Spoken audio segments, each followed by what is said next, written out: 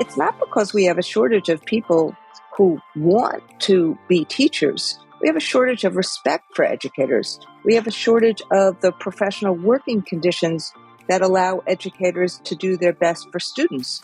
We have a shortage of pay for what is arguably the most important job in the world. It's important to be part of a union because you have to have a voice. Welcome to Union Talk. I'm Randy Weingarten. Welcome to another episode of Union Talk. Today we're talking about an issue that's facing many of our schools. It's not a new issue, but it's gotten exacerbated in the aftermath of the pandemic and of all of the politicization and the division that our country is facing. It is the shortage of teachers, of substitutes, of other school staff, of paras, of counselors, and of bus drivers. And frankly, it's no surprise. Last year was one of the hardest years for teachers. We saw all of the things, and you're going to hear this from some amazing people in a minute, all of the things that we have always had to do as we go back to school, and then all of the new things in terms of dealing with kids who, we're, dealing with once in a century pandemic. And then on top of it, all of the politics and the wedging that some politicians, particularly in Oklahoma and Texas and Florida, were doing. Instead of solving problems, instead of helping us support kids, they were trying to wedge and create division between teachers and parents. We have, as a result, a worse teacher shortage than we've had in years. Now, when I say that, we've had a teacher shortage for years. There's about 300,000 teachers who leave every year, 2/3 before retirement. But it's not because we have a shortage of people who want to be teachers. We have a shortage of respect for educators. We have a shortage of the professional working conditions that allow educators to do their best for students.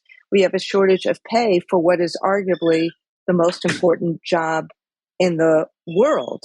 Now, as I said, 300,000 teachers leave every year before COVID, and that is 2/3 before, or 3/4 before retirement. But this has become the perfect storm this year. The higher rate of retirements, the increased number of teachers leaving for other work because it's been a very, very hot labor market. And frankly, for the same skills as you need as a teacher, you can make 20 to 25% in other professions. Because of the disrespect, there are fewer teachers who are in the pipeline. And the pandemic stress, including the issues around the politics. And those politicians are trying to dehumanize and disrespect educators and putting them at the center of these political fights, calling people groomers. How do you call teachers groomers when teachers want to make a difference in the lives of kids? So what we're trying to do, despite some of this, is focus on solutions to help kids recover and thrive, to help accelerate learning needs, to help meet social and emotional needs.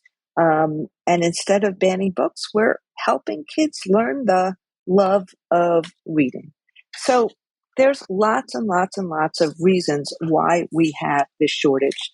Again, it's foreseeable. It's not unforeseeable, but it really, really got worse because of the way in which politicians dealt with the real challenges in terms of COVID and in terms of what we do next. We tried to say, how do we solve these problems? And we did. There's a report that's called Here Today, Gone Tomorrow, passed unanimously at our July convention.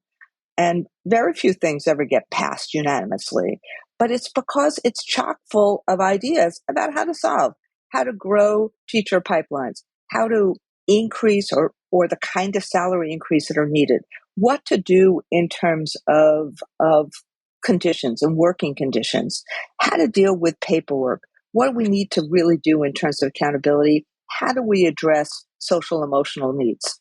And as I said, one of the speakers today is someone who had been part of this task force, Zeph Capo, president of the Texas Federation of Teachers. And then in addition to Zeph, we have a teacher in a classroom, Rosemary Curts, a Dallas teacher who's been teaching math for 7 years, who can talk about what it really means from a classroom experience right now in 2022 in terms of dealing with all of these things. Thank you, by the way, to Zeph and Rosemary for joining us today. We really, really, really, really, really appreciate it. So, Zeph, you were part of the team that put together AFT's Teacher and School Staff Shortage Task Force report. And, I have watched you this year do a really great advocacy campaign in Texas, which, doesn't have collective bargaining, is one of the places that are ground zero for the attack on teachers. And, where you have a very hostile legislature and governor. So, before we talk about, all the different groups where we have shortages, could you talk a little bit about the Texas Respect campaign and how you are, championing and dealing with these issues and how you're getting them solved? Thanks, Randy. Very happy to talk about our Respect campaign. This is really a member driven campaign to focus on those issues that matter most, particularly from what we've heard from Texas teachers and Texas school employees. Building off the Here Today, Gone Tomorrow plan to revitalize our classrooms and our employee base, we really focused on addressing the crisis here at home through listening directly to our members. Because one of the things that we heard, in addition to the consistent understanding that pay is an issue for teachers, for bus drivers, for all of our school employees, the fact that they are not listened to and don't feel like they have a voice. And frankly, that comes back down to that one categorical component that you mentioned. Texas is a right to work for less state that doesn't have collective bargaining. And when you don't have collective bargaining, the school employees are at a disadvantage when it actually comes to having real voice and agency in policymaking. And we know that teachers being at the table, teachers being able to impact and affect policy and how that policy is implemented has a tremendous effect on its efficacy and frankly its ability to improve the learning conditions for students and the working conditions for employees. So we spent some time really listening to our employees, attempting to try to give them an opportunity to have that voice. Because if you recall, it was maybe close to a year ago, back in February, we were at the NABE conference in New York when we had the press conference to release the survey findings that we found 66% of our members had thought seriously about leaving the profession. And one of the questions that was consistently asked by the reporters, well, how do we solve it? They all wanted to go to that, how do we solve it question from the get go. And we were very deliberate and to some of their chagrin about making sure that we didn't put ourselves in the place of speaking for our members without hearing from them first. So, one of the first things that we did was tour the state.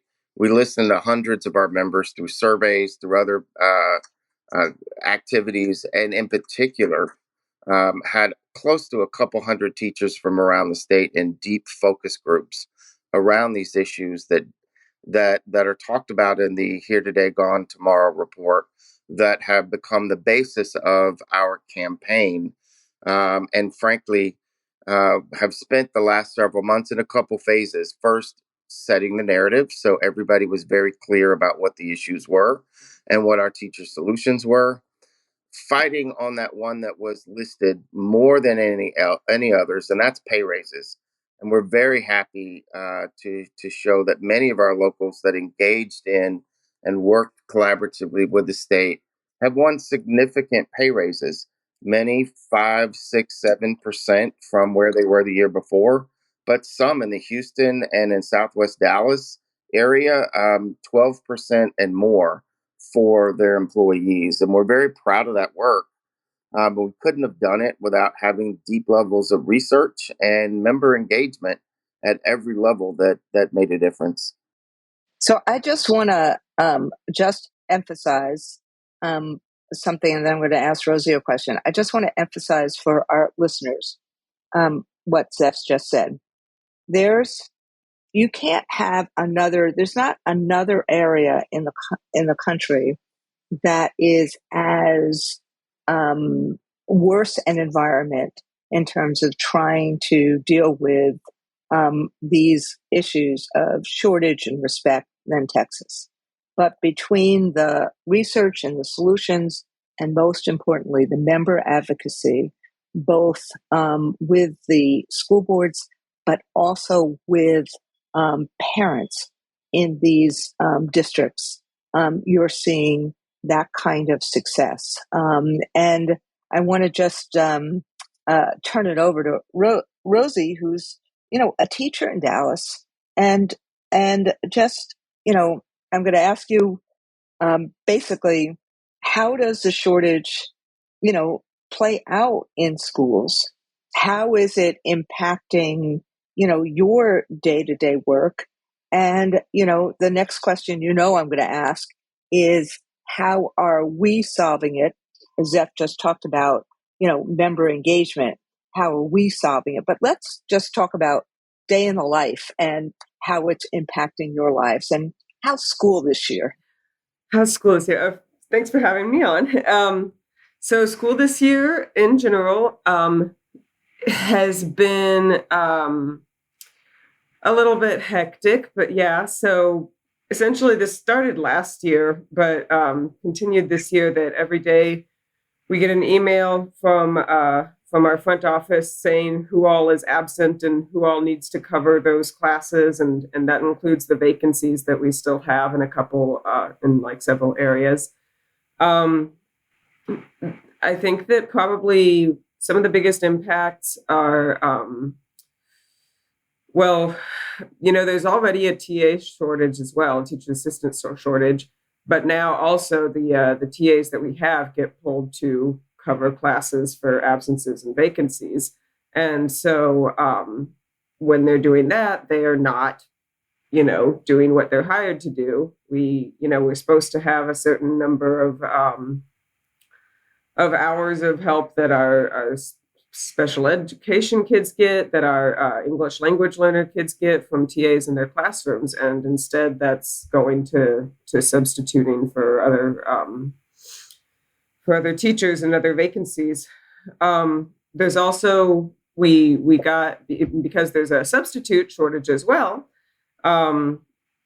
we got something the other day saying that we need to send in a list of how we would want our classes split up in the event of an absence, so that our kids can be sent to other teachers to have in their classes. Which, what I discussed with my colleagues is,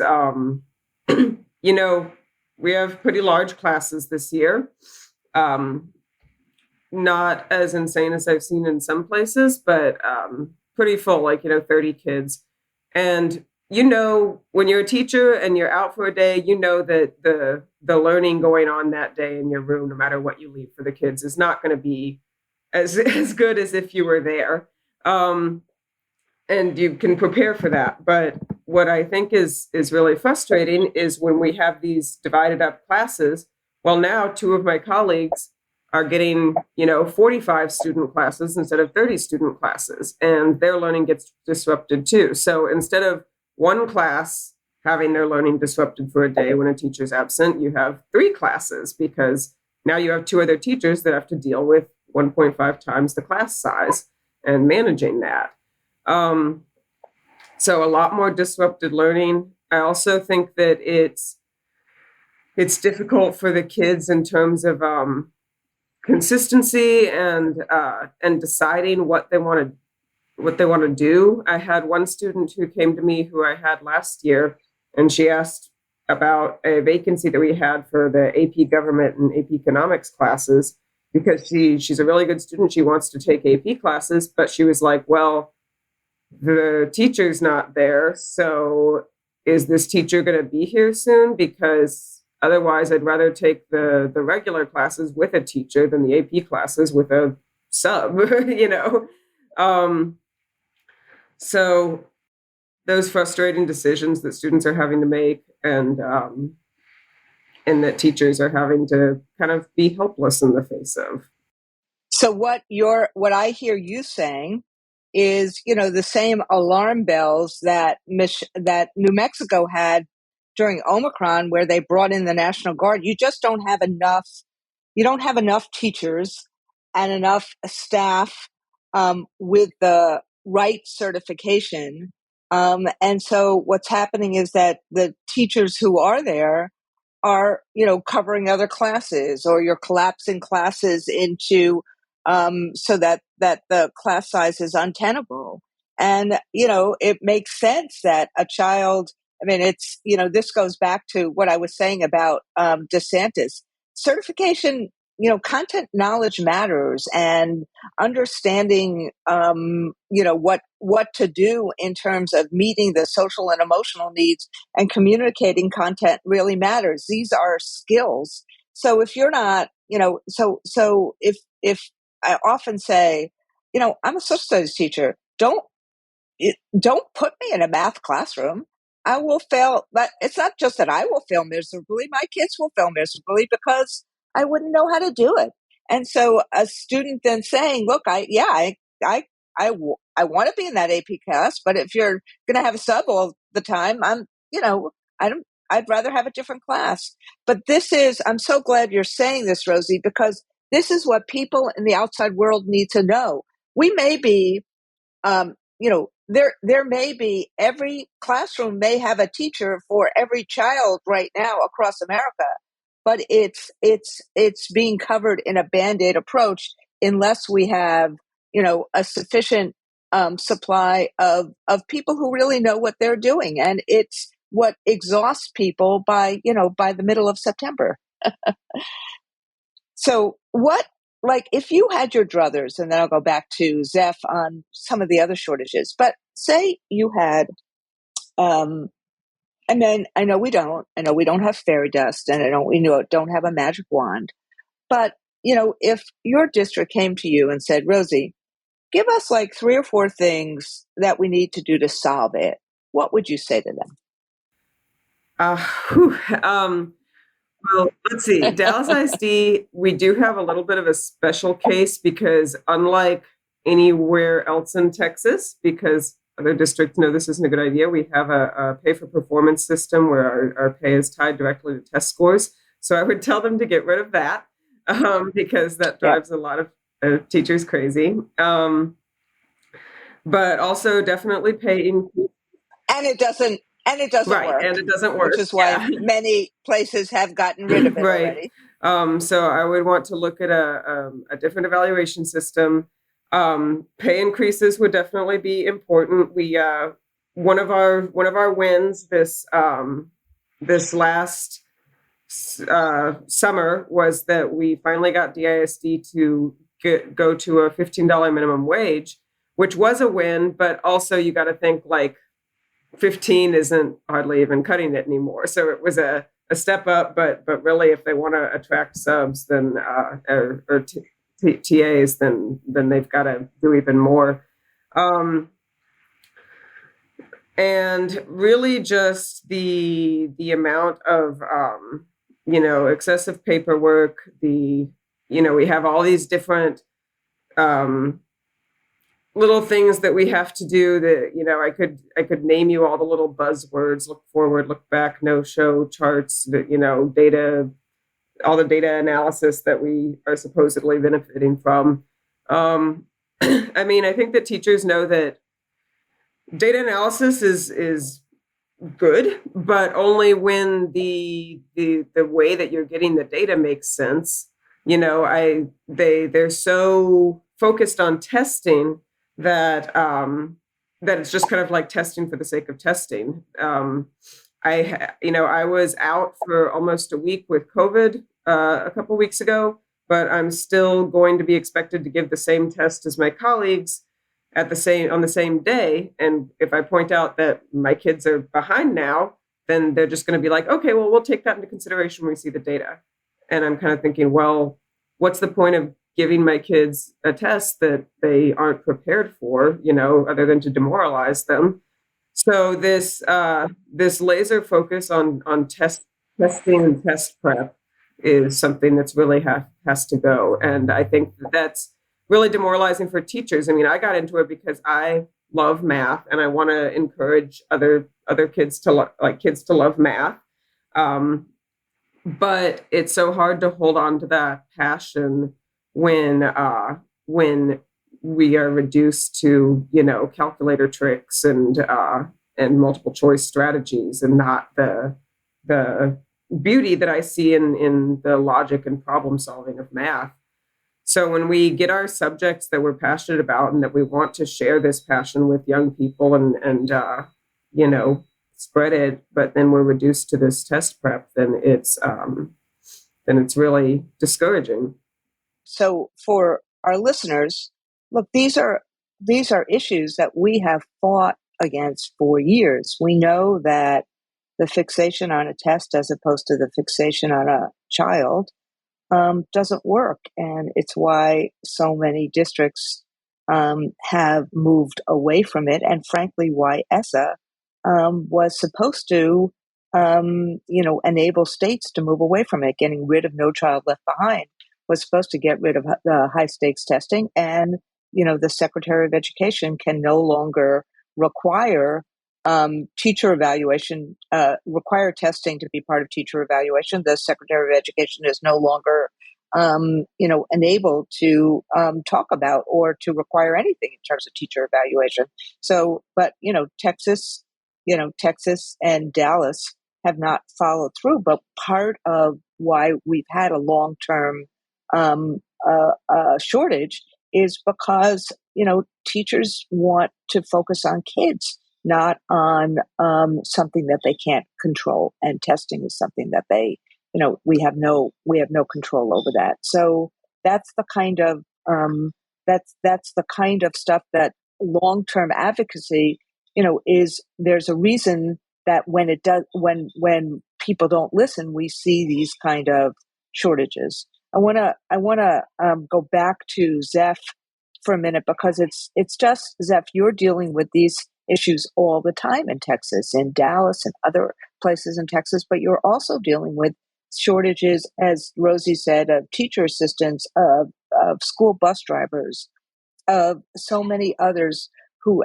help make schools work. Could you talk a little bit about those shortages and how we address them? Right. Particularly our bus drivers. If we don't have people able to get our kids to school, our teachers can't teach them. And we know that is a huge issue. It's a voice issue for them as well, too. Our Houston Education Support Personnel local fought really hard to make sure that bus drivers had autonomy over behaviors on their school bus.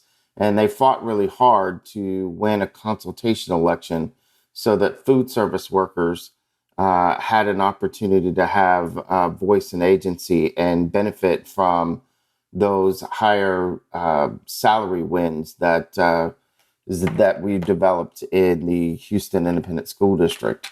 We've made sure that we've listened to those employees when it comes to this next phase that we're entering of the Respect campaign, which is really the statewide elections and legislative work that's happening in January. So they're now part of some of those working condition committee groups that are helping to develop bill proposals that will be sponsored by individuals in our legislature, with the hopes of being able to change policy in the state of Texas, change the direction in the way that they work, they work, and that their school districts work on the district level, on the school campus level. And part of that, frankly, is going to be how far we're able to get is really going to be dependent on what happens in this political cycle. Does Greg Abbott actually get reelected this November? And that's something that our support staff are fighting right alongside our teachers with right now, to ensure that people who actually support public education, people that want to make sure neighborhood schools are strong, because that's where most of our support staff's kids and grandkids go to school in the first place, is in their neighborhood school. We need people that are going to be able to put them first, put their students first, rather than fighting for, additional tax breaks for the wealthy already that send their kids to private school, which seems to be our governor's focus right now.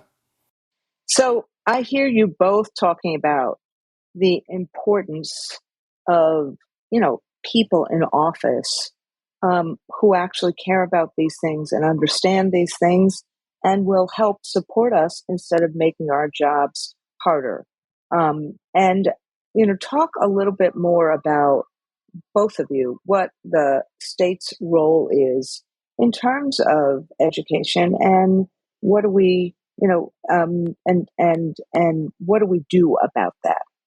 I'm going to ask Rosie first, and I'm going to ask Zeph, and then I have one more question for both of you. Well, the state's role in education, I mean, besides, setting education funding, we have the Texas Education Commissioner, which is an unelected position. It's appointed by the governor. So who we elect governor is, severe impact on education, because that's who chooses the commissioner. And we also got the State Board of Education, which is elected and makes that curriculum and stuff like that.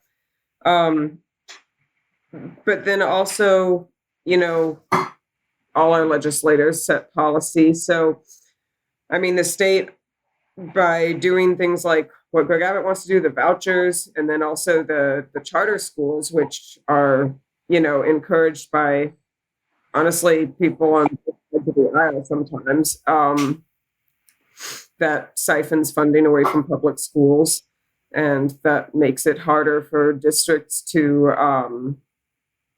offer the pay that they should.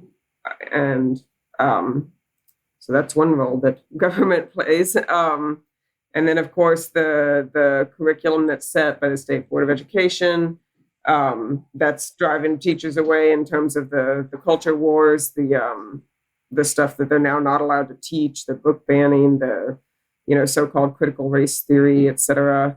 And teachers have decided they don't want to put up with that anymore.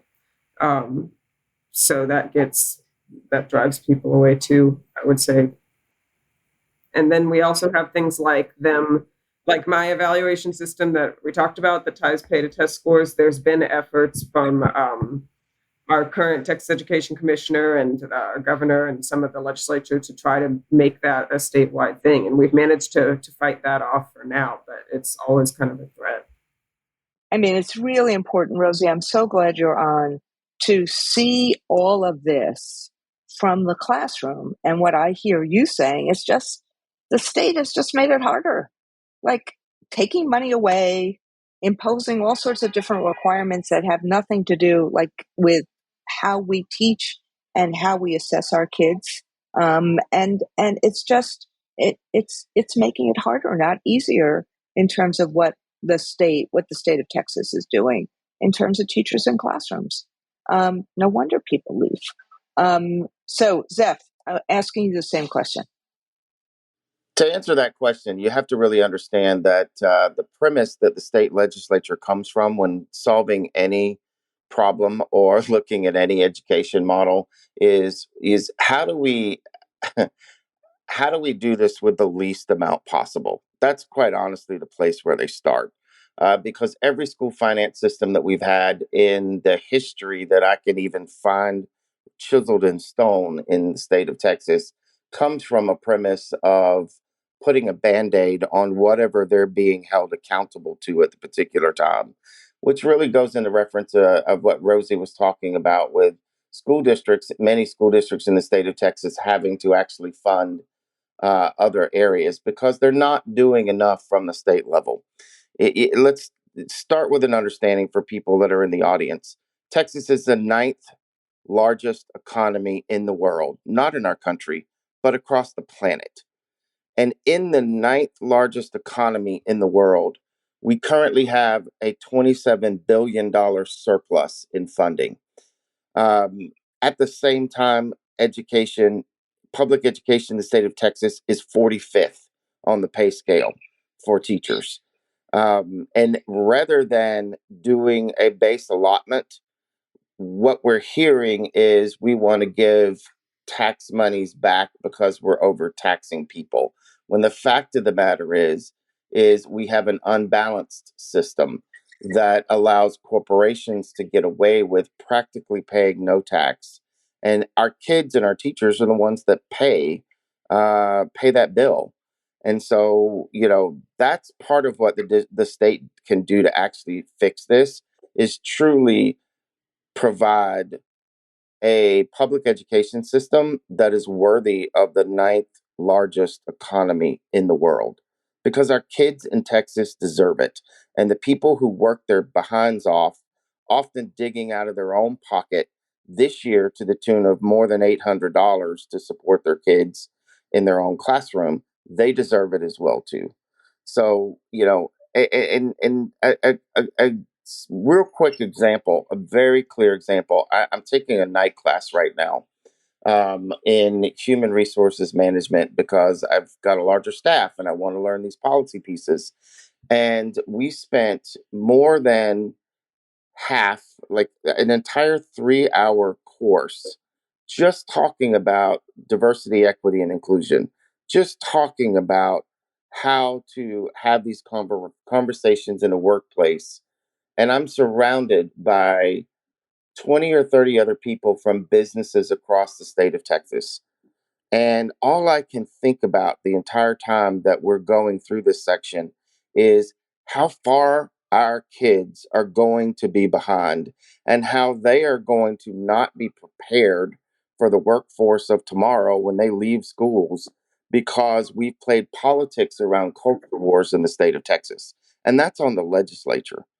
There's a lot of talk about getting kids ready for school. So, despite what anybody may believe about the rightness or wrongness of CRT or, whether it's slavery or indentured servitude or what have you, the fact is we owe it to our kids to teach the truth.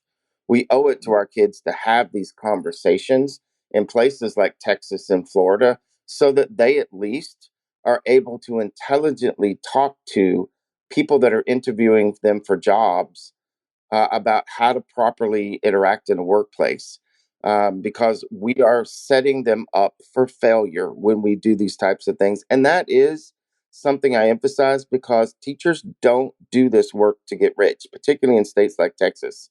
They do it because they feel like that they are improving the lives of kids and they're making their communities better. And when you put them in the place that they know as intellectuals that the harm that's going to come out of these policies and expect them to go along with it, you also see another underlying reason why people are leaving the profession. Because it's not just about the money, it's not just about them having a voice. They can't, in good conscience, feel like they're being part of a system that's setting their kids up from failure from jump. And until we change that, until we get that position clearly understood by a majority of the legislature, we're going to continue to face some of these shortages and some of these deficits that we are inflicting upon like the next generation of workers in the state of Texas. It sounds like I just want to make sure that both Zeph and Rosie can answer this question. We've always had these kind of, or since George Bush, and we've had these test-based accountability systems in Texas. No Child Left Behind essentially started in Texas, but it does sound like um, the legislature and the governor, this governor and this legislature, has made things worse because of the lack of investment and the culture wars to try to divert attention from that lack of investment. Am I hearing the two of you right? That's a pretty good summation. Yeah. Let me put it in a perspective that I think our members across this country will understand, and hopefully that they can at least give me a little space for empathy here. I look at what's going on today, and I actually wish we had a George W. Bush back in office as the governor in the state of Texas. I would rather deal with the things that we dealt with out of NCLB and some of the other issues around the testing than the testing on top of the denial of people's very existence that we're dealing with Yeah. today. Yeah. It's to a place right now that it's truly creating a dystopian future rather than doing what the legislature is intended to do, which is make things better for all of its citizens. And so, yeah, I would say that we are going in the wrong direction in the long run because people are more focused on their short term issues and, placating a very loud minority in our state that happens to run the Republican Party on the primary side of the ledger. And that's the problem. When the rest of the state of Texas wakes up, they're going to find out that decisions have been made for a small one-third minority of our citizens. And hopefully at that point, we'll be able to find balance again in Texas.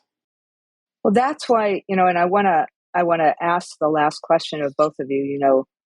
It's what you probably have a sense of what it is, but the for our listeners, there are teacher shortages around the country there for different reasons. Like there's a shortage in LA because of the housing costs in LA are so high. It's really difficult for a teacher to live in LA and make, and particularly a bus driver or paraprofessional, on the salaries that they earn. But in Texas, what's happened is this is bullseye how, politicians try to undermine public education and critical thinking of kids. And instead of letting kids be kids and really try to figure things out under the tutelage of great teachers and dealing with conflict and dealing with resilience and dealing with relationship building and learning critical thinking and learning practical skills, they have made things worse by these culture wars. And you're hearing it from Rosie and Zeph, full on. And it's just really, and it's really, really hard as a result to teach, which is why, Zeph, what your Respect campaign has done in the face of all this is pretty incredible. So I'm going to ask the last question of Rosie and of Zeph. And I want both of you to answer it, which is both of you have, in the face of all of this, you've stayed in the profession, you've stayed at it. How do we convince people to become teachers and to stay as teachers, in an honest, authentic way? How do we do that? I'm going to start with Zeph and then I'm going to end with Rosie. Mm. To put it quite simply, our members are worth it. That's why I stay in the profession. And I know they stay in it because our students are worth it. But we do definitely have to consistently think about the best ways to move people forward. And I'll close on an example that came out of our Respect campaign. We partner with one of our universities, Texas A&M Commerce, and they're providing a unique and innovative opportunity for our support staff that want to become teachers, where they get credit for classes that they've taken at the collegiate level, whether it was 10, 15, 20 years ago. That credit doesn't go away. So people are able to bring that into the table.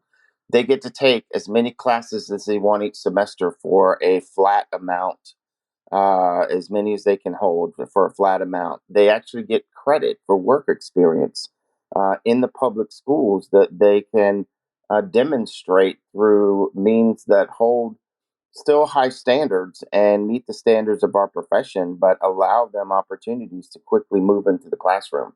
That's the type of thinking that we need more of in Texas.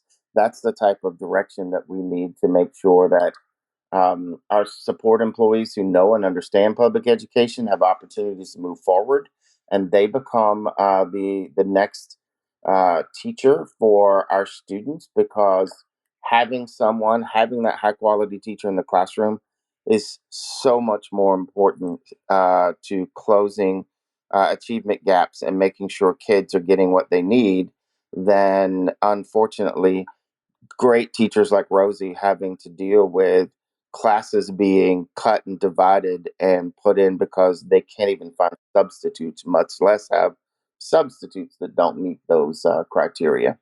We'll keep fighting. We'll keep making sure that those things are part of our respect campaign as we enter phase three, which is the legislative process.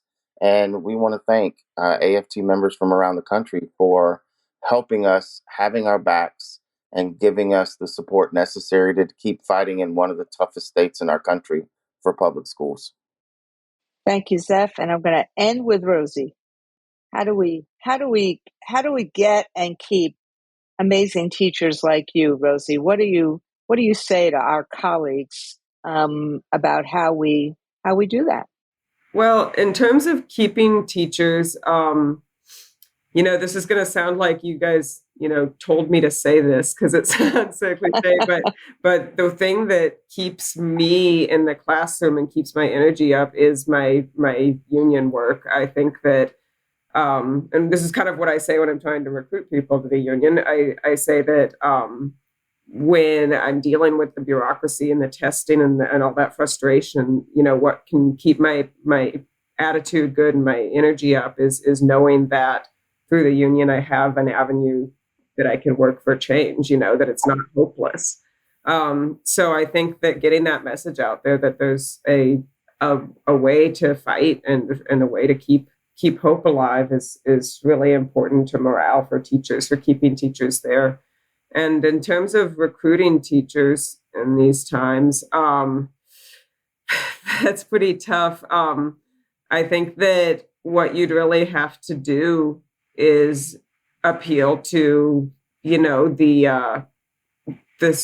idea that this is just really something worth fighting for, that you can make a difference.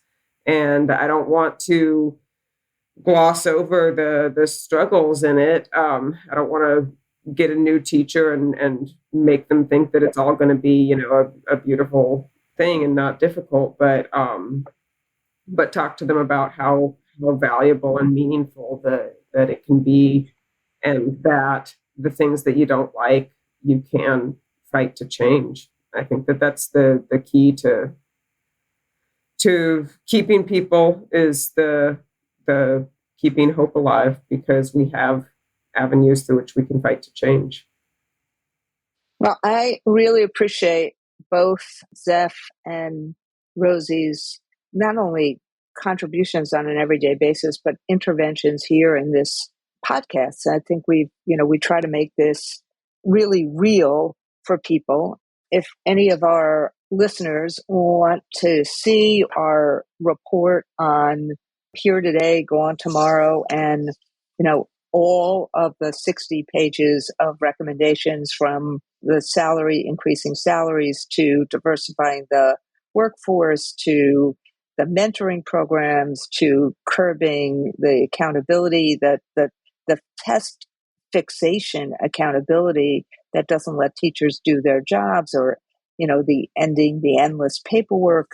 There's lots of different ideas in that report, and we know one size doesn't fit all, but it's about solutions. And if you want to see it, it's at aft.org on our homepage. And please, welcome to download it, take it, because we are about creating solutions to this. But what I want to say as we end is, You've just heard an hour of discussions about what we need to do to support kids and what we need to do to support educators, from bus drivers to teachers, and what's going on in the classroom right now because of places like in Texas where the politics play out to undermine teaching and learning, and where the priority is not our kids. The priority is in dealing with other people and other things, and, taxing, lowering the taxes of corporations rather than growing its children and helping its children. And, that's kind of where politics comes in. And you see that in terms of what Zeph and Rosie were talking about. Do we have on a local level, people who see how important it is? And we've seen local school boards in Texas, like in Houston, raise salaries and try to deal with conditions to try to alleviate the teacher shortage. But on a state level, it's pretty hostile. And instead of helping us teach and helping kids recover from COVID, instead we're having these kind of culture wars that try to deny honest history and try to erase people and cancel people. And so that's where politics comes in.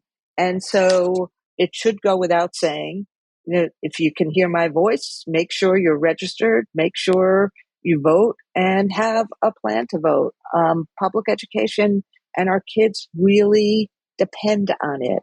And as you heard from Zeph and from Rosie, teachers' working conditions are kids' learning conditions. And we're trying through the union, as Rosie said, to create community and create agency and fight for a better day, because we want people to be teachers. We want people to come into our profession, and we want people to stay in our profession. We all love teaching.